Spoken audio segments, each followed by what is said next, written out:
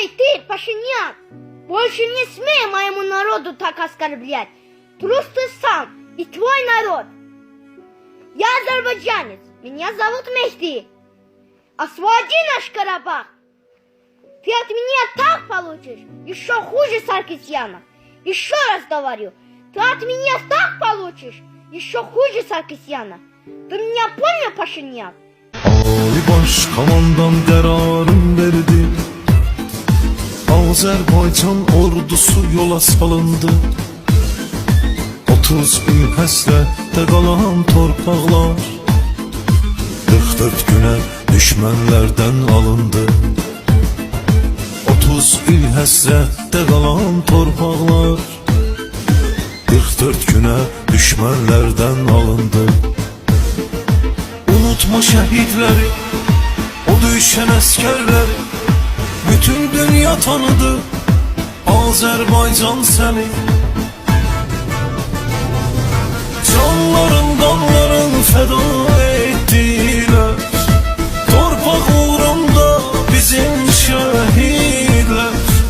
Elin ayağını itirip geldi.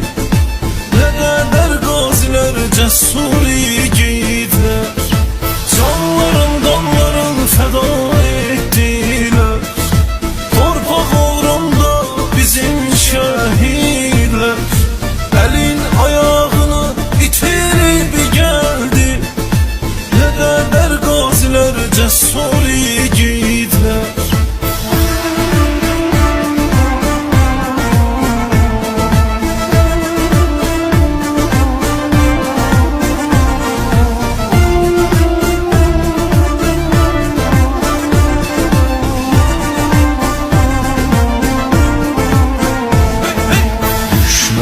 Gözüne ilk bakan esker söyledi kefenin koy bayrak olsun.